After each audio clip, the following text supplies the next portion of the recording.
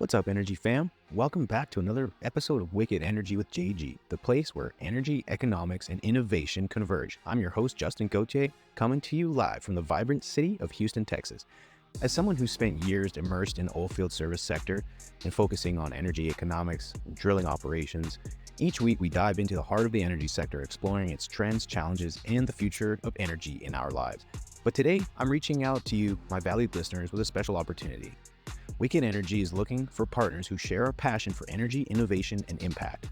We're on the hunt for sponsors who want to connect with a dedicated audience of energy enthusiasts, professionals, and those keen on understanding the complex world of energy economics.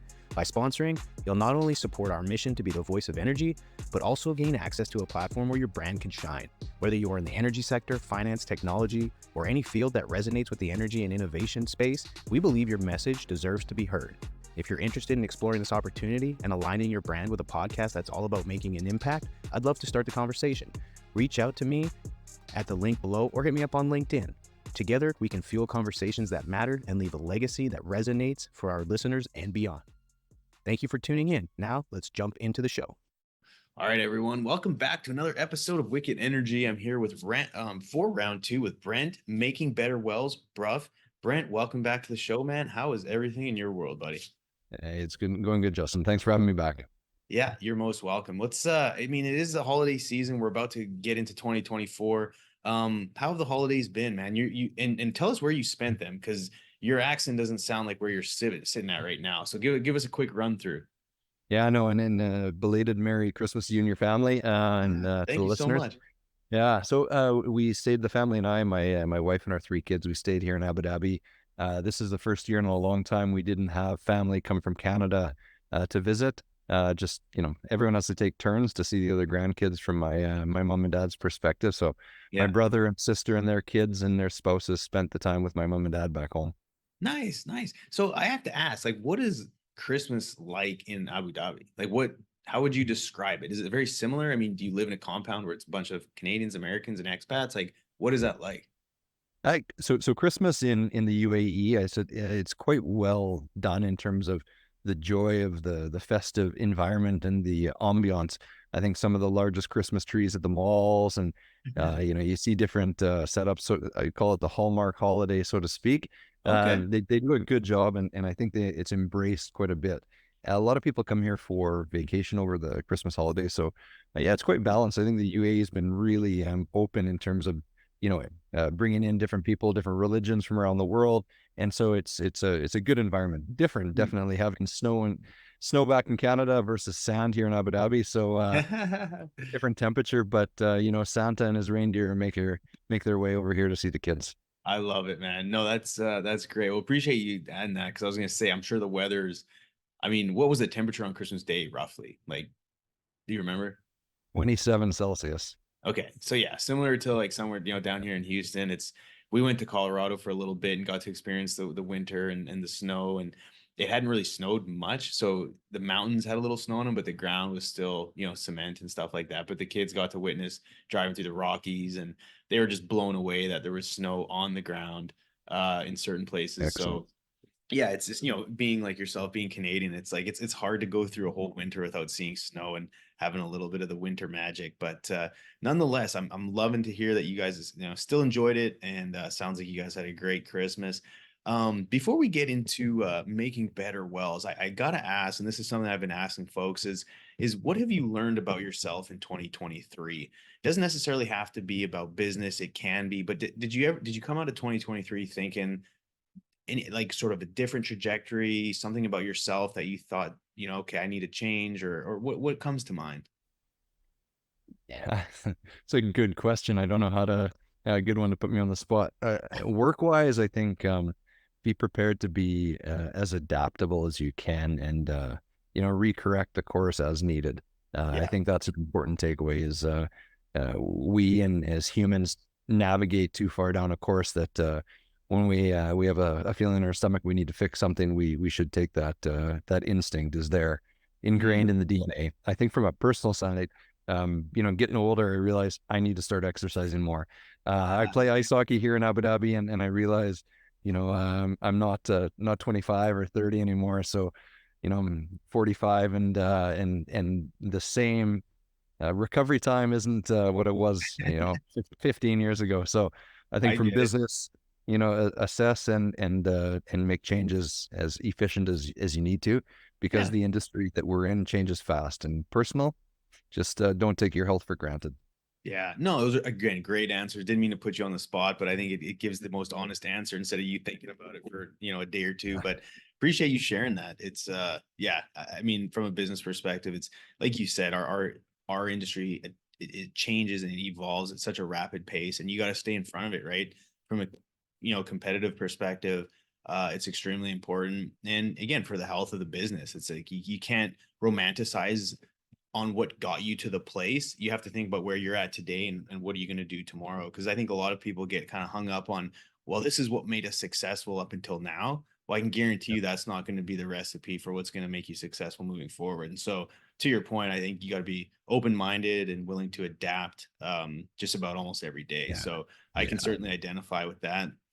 And for the listeners, I said round two. If you're interested in hearing more about Brent's story, which is actually super fascinating, you're from Flin Flon, Manitoba, right? Originally?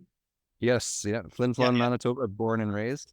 yeah. So, and without going through the cool story, because again, we've done that. I encourage you to go back. I don't remember what episode it was. Scroll through, search his name, but you can hear more about where he's from and how he got into oil and gas and working at Inflow here and now living in Abu Dhabi, which again is fascinating story. But I want to come out of the gate with some value and some things, because such an interesting topic is the topic about producing water, associated water with all the oil and gas that we're producing. Because at the end of the day, no one wants produced water, right? There's nothing you can do with it for the most part. And a lot of your focus has been in conventionals, but you recently came out with a case study and a success story uh, for a well in the Bakken, or maybe several now. But I'd love for you to explain the success story, how you assessed it, what the problem was, the solution, the plan, and then the execution piece. If you can kind of tie that together, because I think that can plant a seed for so much more value to be added, especially here in the US. Yeah, I know. So maybe I can step back and just for the listeners, most people think, okay, I don't want to produce the water from my oil wells. I want to produce oil.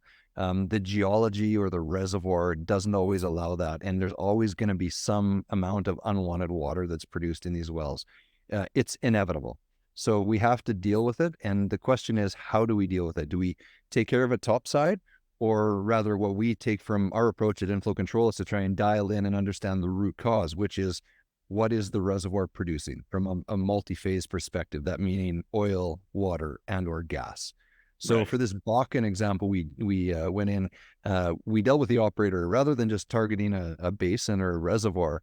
The operator had challenges with excessive water production. So it was an existing well. So they drilled the well, they were producing it, they had fracked the well, normal multi-stage frac application. But then the water started to come at a rate that was non-economic. So they needed to figure out what to do with that. And this is a problem globally, not just in the Bakken, not just in the US land. This is a Right. challenge that reservoirs face all over the world. So the question was, do we have a solution? Yes or no? We gathered the data from the reservoir perspective and said, okay, what we would do is go in and do a retrofit or recomplete the well and go in with a smaller sized tubing string, isolate the different zones with our technology, which is called an AICV or autonomous inflow control valve. And what these valves do is based on the composition of that flow from the reservoir, i.e. oil or water or gas, the valves stay open for the oil. And then as the higher percentage of water cut is in a zone, the valves will automatically begin to choke or restrict based Mm. on the physics and multi-phase composition. So if you have simple terms is the zones that have higher water cut in this multi-stage frac well, when we recomplete it, will have a higher degree of choking. The zones that Mm. have more oil content, the valves will stay open. So in a well bore, you get to redistribute your drawdown, and it's all about energy because you want to allow the zones that have oil saturated sections to be able to produce. So back Right. to the case study that we did in the Bakken, we were able to get the well back up and running. The payback was 120 days, and Wow. we increased the oil production up 500%, and we reduced the water by 50. So if you look at it from a business perspective, I think North America's one of the most exciting geographical locations in the world. There's a vast amount of water being produced, and we can't change, by stopping the water because it's mixed. It's not like there's just water coming in one section of the well and oil in another. This is where it's called multi-phase flow, where you have a mixture of oil and water. So the question with our industry is, what are we doing about it? Yeah, no, it's again, we sit on such a, I mean, it's a big problem here, especially, I mean, you look at the Permian that produces the most by far oil, gas, and water here in the US. It's a fascinating piece of technology, which when I had Steven on FIPKey a while back, he was explaining some things, and I'm going to ask you the question is like, with it being such a known challenge, how is every operator not knocking on your door being like, when can you deploy this technology? Because it seems so obvious to me. Now, the Yeah. market takes time to adapt and blah, blah, blah. But like, what do you, I mean, is it like, where do you see what inning are you in, and what kind of headwinds are you facing? Or is it just a matter of we're getting there and it just takes time? Like, how would you describe that? Simple terms, I think trying to understand where our technology is based on the density and viscosity contrast of the reservoir oil properties versus the water and the gas. So the first line of defense, so to speak, is to understand, do we have a solution for that basin or that reservoir? And that's the easiest way to filter it. The other question is, a lot of operators want to incorporate everything into one type of completion string where you want to frac through it and then flow back through it. Our technology isn't designed to be able to frac through it, so to speak. So that's why around the world, we're in more conventional reservoirs. The application that is the lowest hanging fruit for unconventionals would be if we have a solution for that reservoir, because a lot of these unconventionals are ultralight oil near the condensate gas phase. But there are several reservoirs that we do have a solution off the shelf that we've utilized in the Middle East and in the North Sea. Now, when you have those two macros put together, you first look at, okay, do we want to try and have a solution from the beginning where we frack through it? And we don't have that solution right now, but there's thousands of wells that are sitting there where operators have already deployed a lot of cash. And so if we think about it from a financial perspective, a lot of the oil companies have deployed a ton of cash to drill these wells, already stimulate, frack them, and then you've got pumps on site that are burning electricity, pumping water to surface for a small volume of oil. So if we look at the root cause, can we go into some of these existing wells for really low cost and a fast payback? Yeah. And heal them, so to speak, fix these wells. And so we would start with the reservoir properties and then the well construction parameters, and then go from there with the operators and say, do we have a solution? Yes or no, or maybe we might need to explore further. So there's obviously a pretty big evaluation process with the reservoir, the type of oil. And again, I'm not a reservoir guy, but like say in the Permian, like is there different types of oil within the Permian that it might work in one sub basin but maybe not the other, or is it pretty agnostic to like large things, or does it really like the fine minute details really matter? Yeah. So once we get above a certain viscosity contrast, then it's pretty safe. Our valves, we have dozens of different valves. So I actually got one here. This is our AICV. You can see how small it is. It's thinner than the new iPhone in terms of that. So it's not an obstruction into the completion design for the driller. So it doesn't add any headaches from a drilling or operational perspective. And as we have dozens of different valves designed for each reservoir, we'll then look at those properties. It only takes about 20 to 30 minutes of a customer and oil company's time to try and get the data. So it's not a big pain in the butt to get the data for us to review yes or no, or maybe. And then if it's maybe, then they might need to spend an extra hour or put one of the engineers to find more data.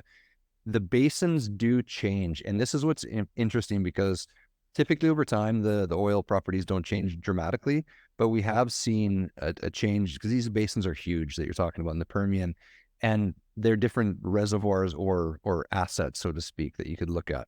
So we have started reviewing this, but back to your earlier question, why aren't people calling? Well, we haven't, we've been focused preliminary on a lot of conventional reservoirs around the world, and a lot of the reservoirs that go back 20, 30 years, they were using 20, 30-year-old technology versus today. And it's kind of like, a phone that used to be plugged into your grandma's house with a cord versus Yeah. running a Samsung or an iPhone now. Technology's evolved, and it's more also about spreading the gospel and trying to talk about what may or may not work. And it's Yeah. just different tools. Yeah.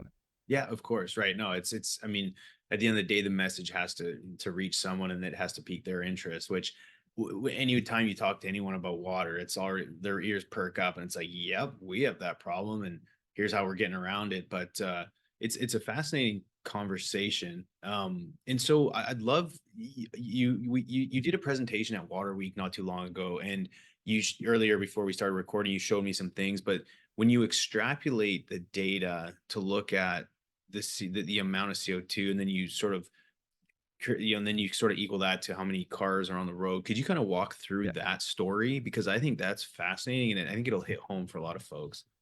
Yeah, and so we use the data from Novi Labs. Shout out to Ted Cross and the team there. I think they're doing a really good job, and Hell really yeah. like what they publish out in the information. And so we took some of the Novi Lab data and we looked at it and put it in context. The Permian passed over 14 million barrels of water a day in 2022. So again, 14 million barrels of produced water a day in the Permian.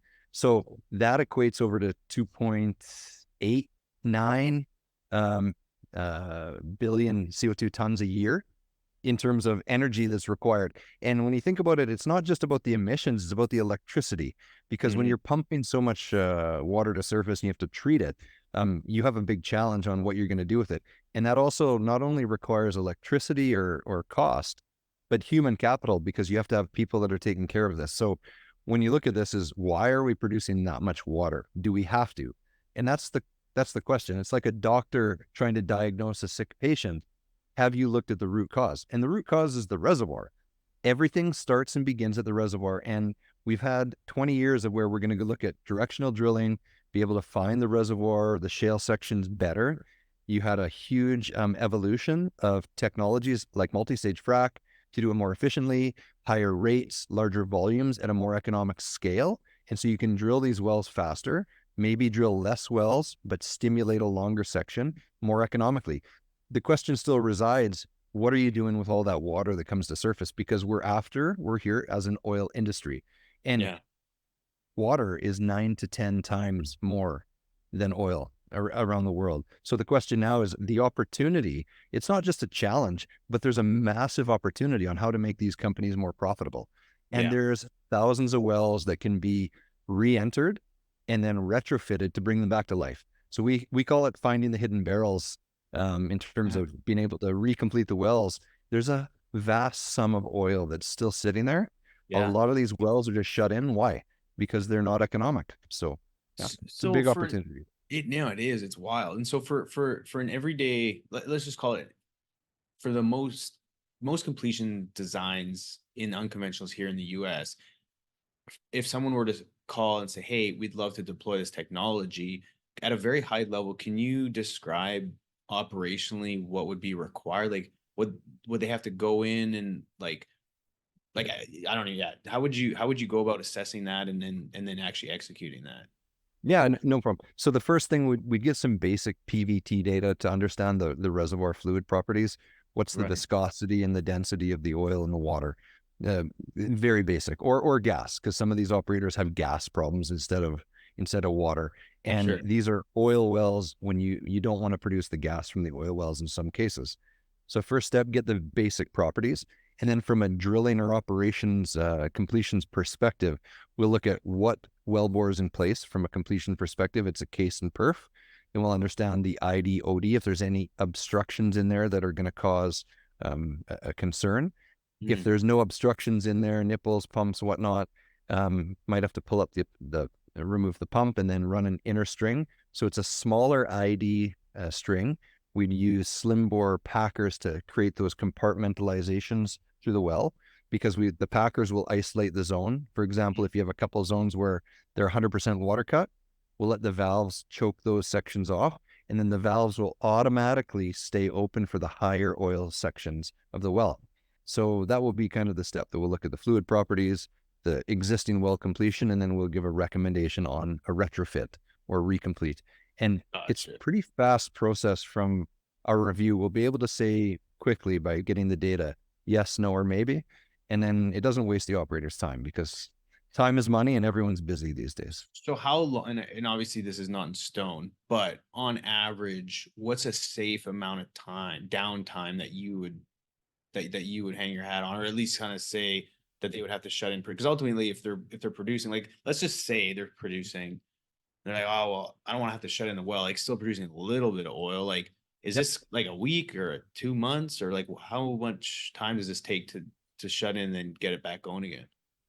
So it depends. A lot of operators will look at this in terms of if they have a pump that fails, they'll try and time it where they're going to already have a service rig there to do a recompletion. So there's a few different options. If you want to go into an existing well that's yielding positive cash flow, most operators are going to do what you said. I'm happy with that. But there's thousands of wells that are shut in. So the Okay. opportunity, the inventory list, you talked about the ducks drill uncompleted before. The opportunity list of the wells that are actually shut in because they can't produce economically is even larger. So if we can look at that list, we can say, okay, what do we think is a tangible upside? And the payback period is a few months. So then we can make a plan on assessing what would be the best candidates. And the workover is not that long, a couple days max. Okay. It's Gotcha. it's not a complicated workover. So that's not a huge limiter. Like that's not the biggest No. hurdle. Is like, oh my God, we're gonna have to shut in this well for 2 months. Like it's, I mean, like and like you said, if you time it correctly, you could use that time already that you're gonna need to work over the well to deploy this. Yeah. What kind of value is there? And I kind of know the answer, but I would like to hear from you. Is to actually deploy this. Like if an operator were to be drilling and completing new wells, does it make sense to add this immediately, or does it make sense to wait and do it afterwards? Yeah.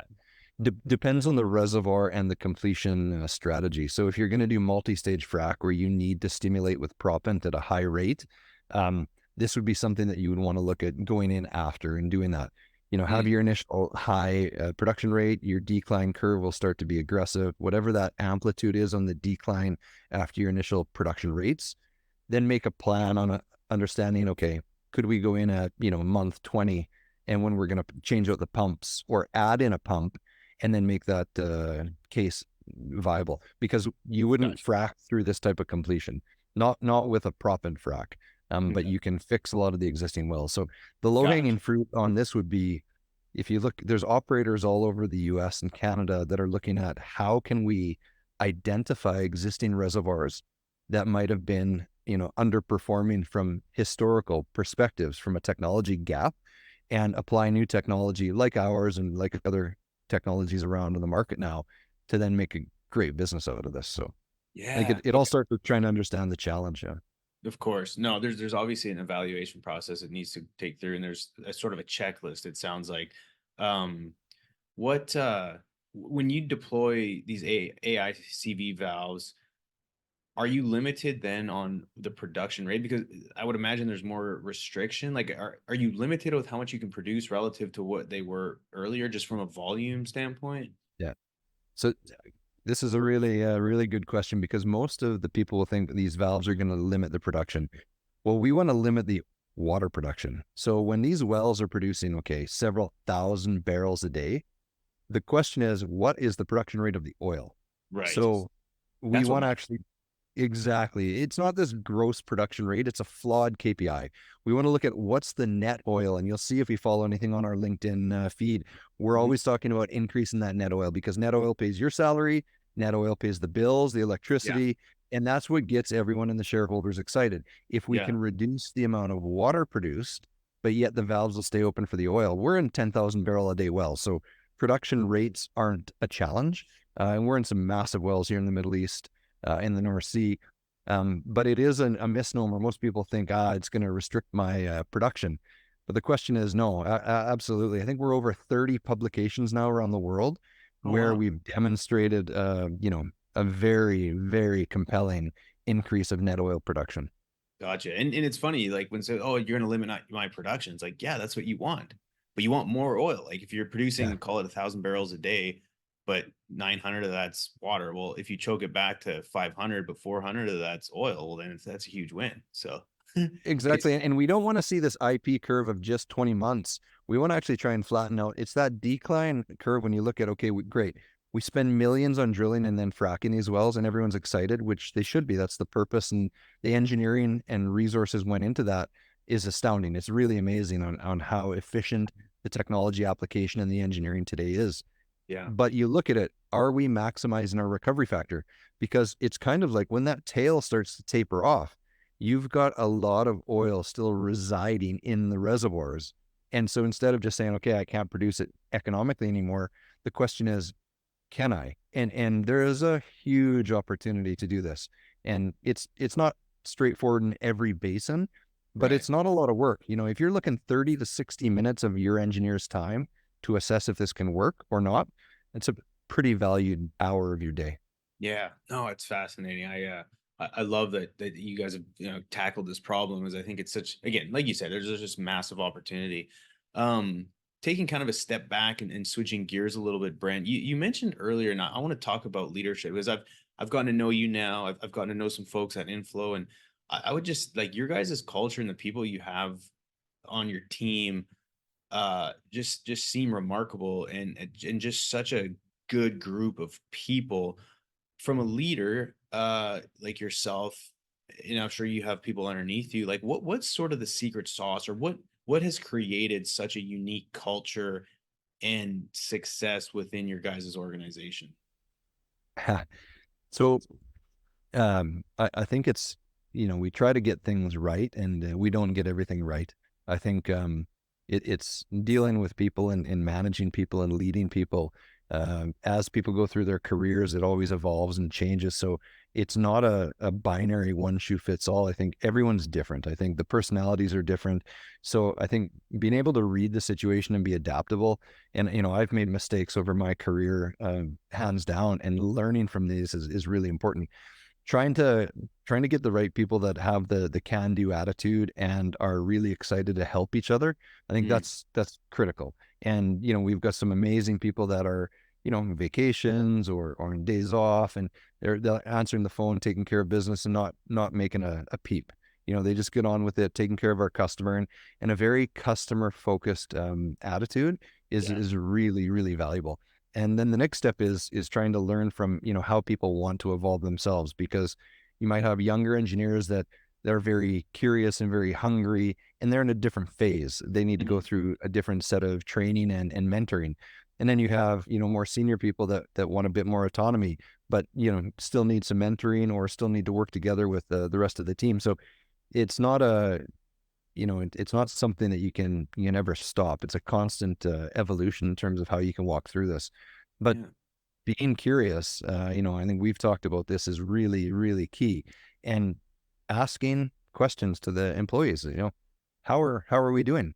And getting feedback, because, why is Amazon so good? Well, for many reasons. They listen to their customer, but they get the reviews and they get the honest feedback.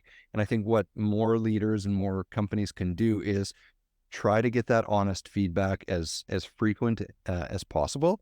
And yeah. and it's really key, because then you're going to understand, hey, are we doing a good job, or where do we need to improve, or where can we improve as leaders? Yeah, that's Yeah, really no, important. I think listening to your people, and for so long, especially in oil and gas, it's been, do as you're told.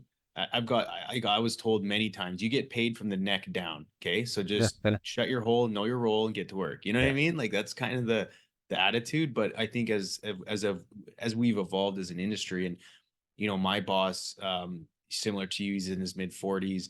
I think that the new generation of leaders understand, well, for one, there's not everyone and their dog knocking on oil and gas companies' doors to come work for us. So to attracting talent, we really have to create the right environment. Because, for a long time, I was like, I want to get into oil and gas. We can make a bunch of money. And, now that's not the case. Like you can make money, just as much money doing what we do as you can, you know, selling things off your phone and having two or three side hustles. Like the yeah. opportunities for kids coming out of college far surpass what they did 10 or 15 years ago. And so to, going back and tying it back is like creating the right environments, and allowing, creating an opportunity for those who are willing to put in the work to thrive, instead of putting them in a box. Because that's one thing we've recognized, is that there's a lot of entrepreneurial spirit that most companies suppress because they're not willing to listen, with fear that maybe their ideas are better or whatever the case may be. But um, again, just creating the right environment, because a lot of people have entrepreneurial tendencies, but don't necessarily want to go start their own company. And if you can allow those people to come to the table with ideas, and maybe lead a project, assuming it doesn't cost too much resource, then that's where you're going to find the innovation and the unique solutions to these problems that we face every day.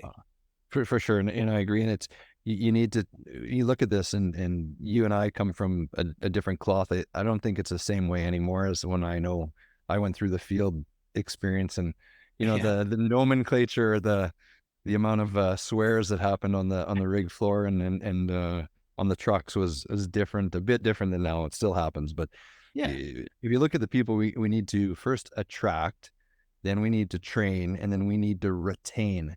And Mm. when we want to look at this, is like attracting the right people is critical. We need to train and mentor and lead them, and it's a 360 degree because we learn a lot from new people come in, but then we need to retain these people, because if we can't retain this talent that we've spent the energy with, Yeah. it's a big tough challenge. And you're right, the industries have changed in terms of who is attracted to this. I think our industry is phenomenal from a science, engineering, finance, ops perspective. It covers a very wide spectrum, but Yeah. it's back to that point. People have different options. So curious, what's your company doing for this challenge right now?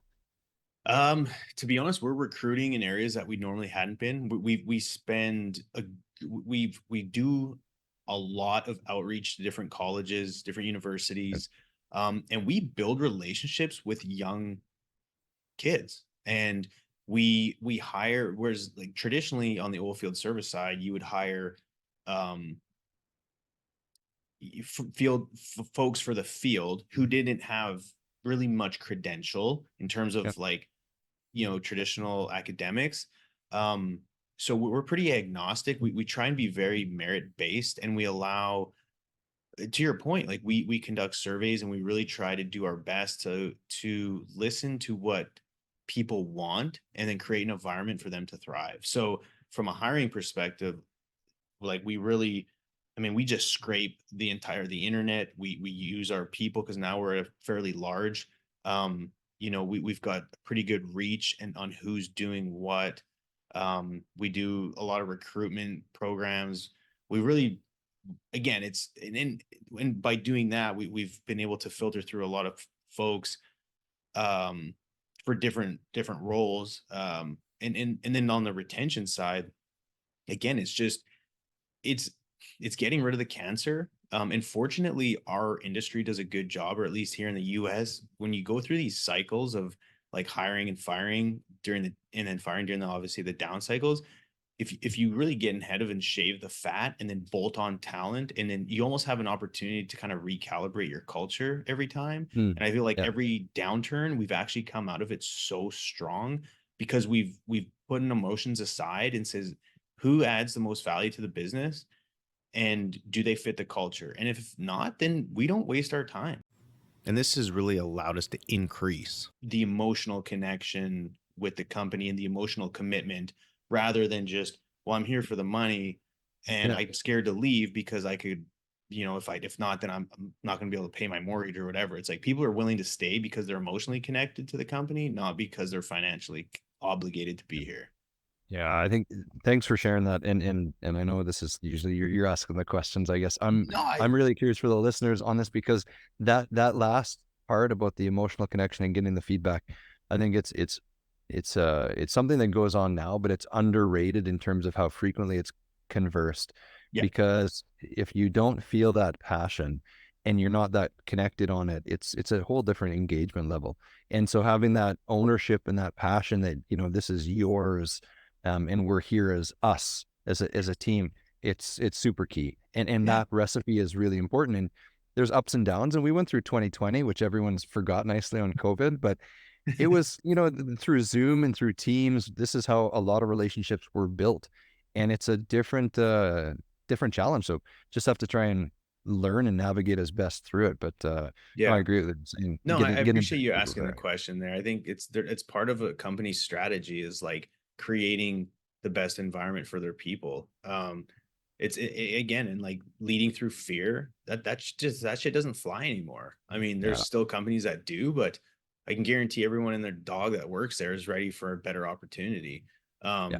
And so yeah, it's an interesting conversation. It's one that we could have a whole podcast over, but it's always going to be a challenge. I mean, you talk to a lot of folks and you say the words oil and gas and they want to stay as far from it as humanly possible. So Yeah. it is a challenge. But So in the US, I was curious, you see there's a lot of mergers and acquisitions going on now yeah, and around the world. It's quite interesting to see these large US companies coming back home to the home base. And obviously I've got a bit of a broader perspective, being overseas and seeing yeah. different projects, but it's interesting times to see what's going on. So how does that make it for the workforce? Is it going to be exciting in terms of some more talent might come on the workforce, or is it going to be a contraction of capable people? I think it's a contraction, and I think I think what you're going to see is every person within the industry is going to have a tremendous amount of value and talent. I think the people that traditionally could hide because things were so busy and you needed so many people to do so many different things is going to get flushed out. So I think Yeah, you're going to see a contraction, and I think it's just going to be filled with even more rock stars. And I don't think there's going to be room for B players to even be on the bench anymore. I think you need nothing but the best. It's going to be very merit based, and let the cream rise to the top. And the other ones, unfortunately, are not going to survive because the margins are so thin. I mean, people are having to be, they're expected to do more with less. And the whole reason for M&A is, we need less people to do the same amount of work. So it's like the amount of people per barrel produced, that's a metric that people are always searching for. And it's like, we need to reduce that at all costs because human capital is the most expensive resource, right? So it's yeah, like the less people we can have producing the same amount of barrels, it's a win. So technology, automation, that's where a lot of people being hired right now are on the data analytics and automation and technology side. It's not, I mean, obviously truck drivers and stuff like that are always going to be required, but what people are hiring for is drastically shifting. yeah, You take, for instance, like I live in the drilling world. I guarantee you within 5 years, you'll have one drilling engineer for several rigs because they'll be able to create drilling programs based off of a chat GPT or an open AI model. And they'll plug it in. They'll say, I'm drilling a well on this Latin long, create a drilling program.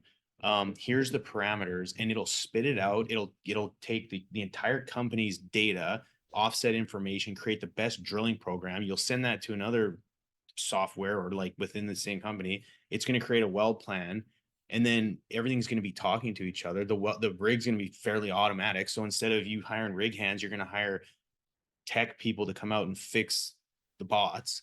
yeah. And you know what I mean? Like it's drastically changing, and we are going there. I think it's a phenomenal discussion on how this can, if you can access information that allows you to make faster decisions that you would have normally made anyways, that are more or less routine based on best practices, data within a certain range of your best practices as defined, 100%. Yeah. You're going to have such a margin of efficiency improvement that Yeah. it's going to change cataclysmically. But if you Yeah. look at it, we need this because there's a lot of people still approaching retirement Yeah. and agree on having the right people and the right trained up people. It's just different skill sets now that are going to be merging into this space. It I is. think it's an exciting discussion to see. And the question Yeah. is, how are we going to compete on a world scale? And I think Yeah. that leads to a big discussion Well, that is. hopefully, I see. I would love to get back to a point where oil and gas does pay a premium for their people, but their people, because we are now finally making enough money to be able to pay people, hopefully above and beyond what they could make anywhere else. But the skill set that they have to be able to use AI, to be able to, use technology to be very entrepreneurial. Um, hopefully that prevails. And at the end of the day, we just have nothing but the best. But I think there's going to be, from a volume perspective, we're going to be less and less. Like we already are.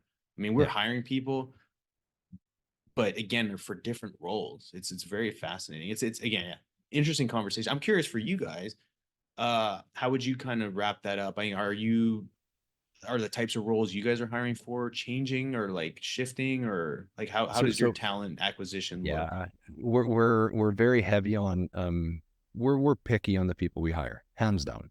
Yeah. And we have the luxury that we're still small. We're just over 60 people around the world.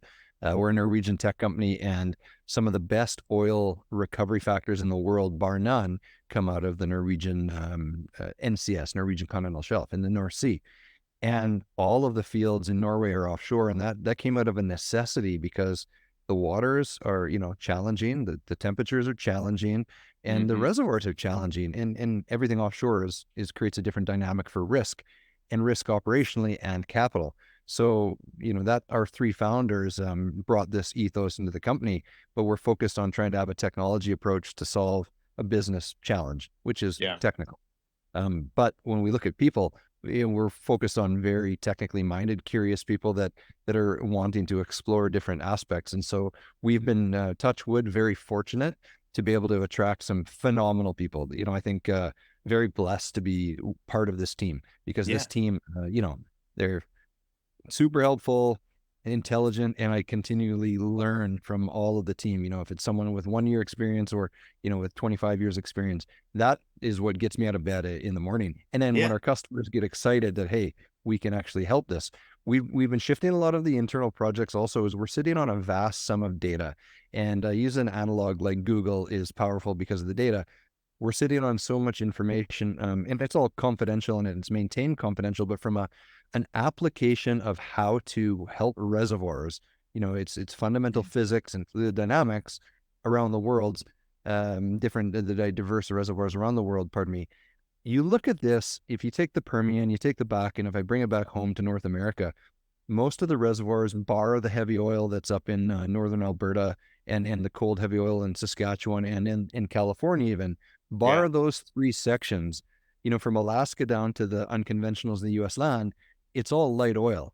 And over 60% of the world's reservoirs are light oil in terms of the viscosity.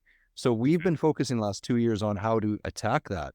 And we've taken a data approach, and then we applied that to the engineering approach, and in our testing in the multi-phase labs in Norway, to actually, dial in on a tool that can help. And we've launched it in the Middle East and in Norway. Thumbs up. It's Wow. wicked awesome. But it doesn't work in every reservoir. But what we've managed to do is expand the spectrum of reservoirs that we can help. Now, that's on the downhole technology we apply. How do we utilize what you talked about on the data analytics? And we're trying to work with different tools to understand how we can actually better assess what works well in a certain reservoir basin around the world, and then how can we dial into, combine it with some static or dynamic reservoir models to help our customers understand faster. It'll take more time, but we're looking at this from a data perspective to marry it with the downhole reservoir technology.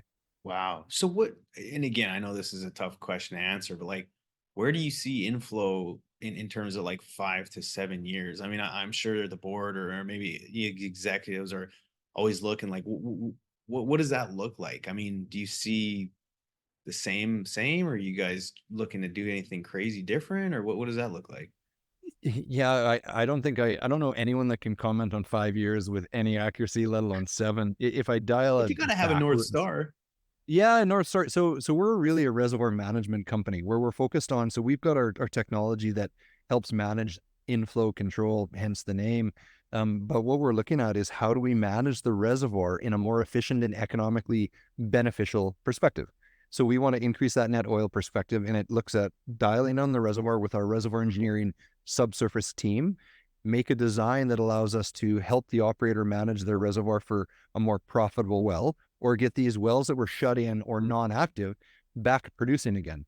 So Yeah. when we look at it from a reservoir perspective, marry the economics, that allows, from a production well aspect, that allows us to then, manage the reservoir and help work with the customers to come with a solution. But we're working on, we've gotten a new technology for injection wells, and we can't get away from all the injection. But what happens when you inject fluids without any control? It injects out of zone, or Right. injects on one preferential section. So you lose that sweep efficiency. So what we're launching now is we've got an autonomous outflow control valve, which we've put Ah, into the injection wells to allow for a complete, harmonious, efficient, and distributed sweep efficiency from the injection well.